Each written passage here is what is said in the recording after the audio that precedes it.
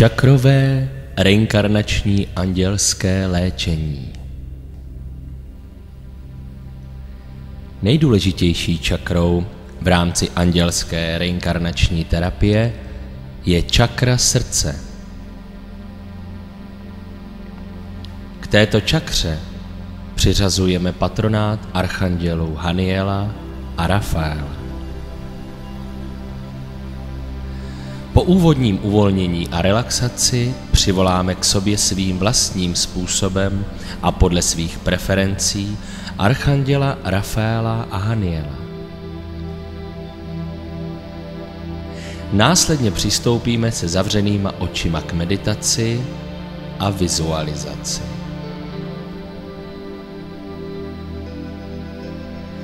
Před svým vnitřním zrakem si představíme, jak z oblasti naší srdcové čakry, přibližně ve středu hrudníka, začíná pomalu, velice pomalu rozkvétat zelený květ, jenž vyzařuje zelenkavé, laskavé, něžné světlo, šířící se stále dál a dál do prostoru kolem nás a zahaluje i nás samé svou třpitivou, hřejivou aurou.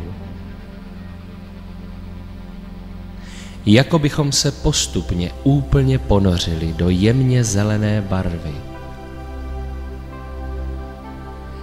Sami byli zcela proniknuti zelenou barvou květu naší srdeční čakry. Její zelený květ s několika růžovými plátky se stále točí a svým pohybem vytváří paprskovité odlesky světelné barevné hry našeho srdce.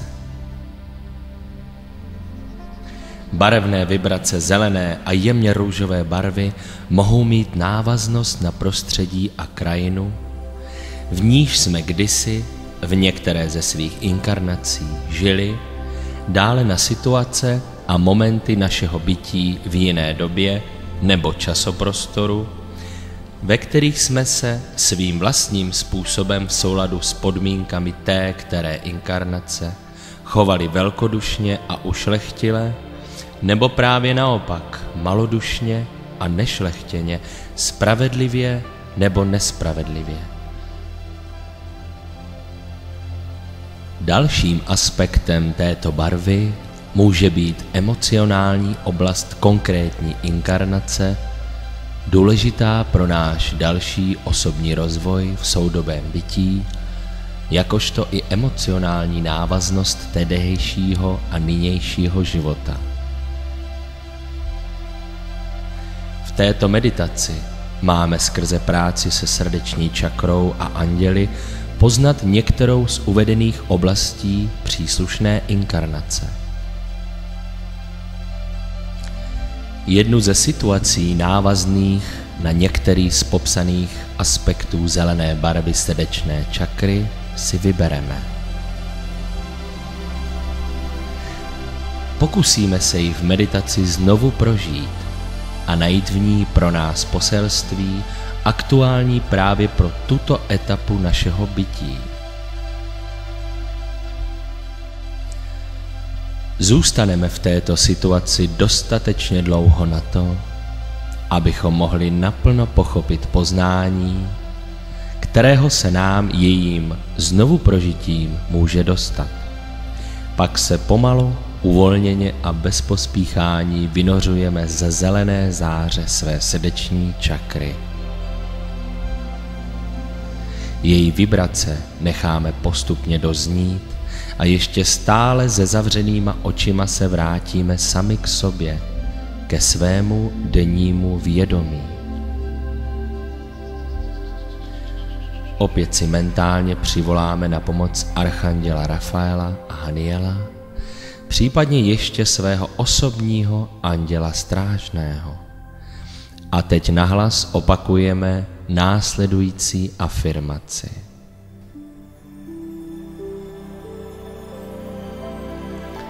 Archandělé Rafaeli a Hanieli,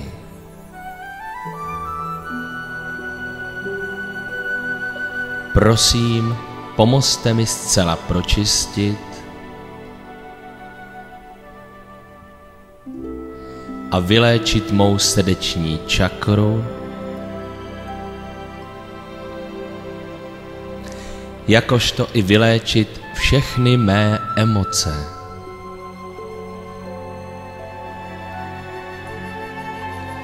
Naplňte mou srdeční čakru a skrze její vyzařování i celou mou bytost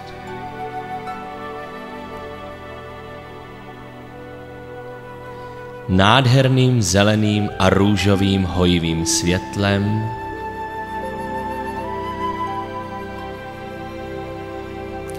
jenž pronikne do každé mé buňky,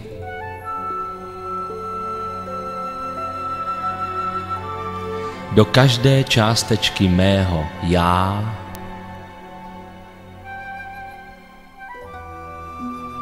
do všech mých těl i do mé duše.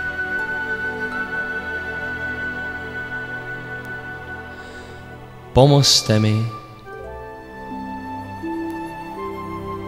aby se skrze mne již manifestovala jenom čistá,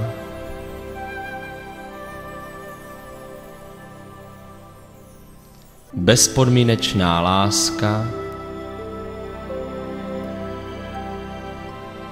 něha, laskavost, jemnost,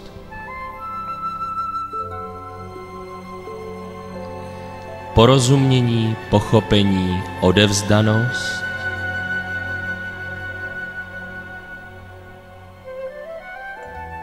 odpuštění, harmonie a rovnováha.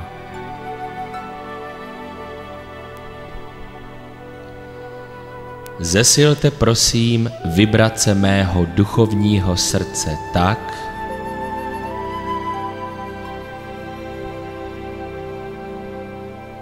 abych byl schopen božskou univerzální láskou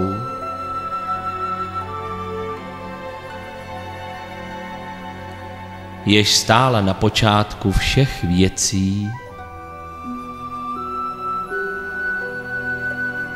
a jež jediná má moc vrátit mír mé duši,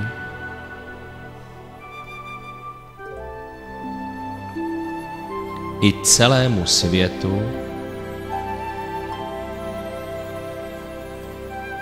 transformovat a proměnit nejenom sebe sama,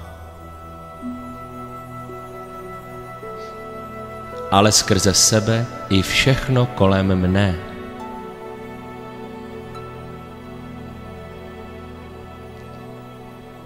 Děkuji.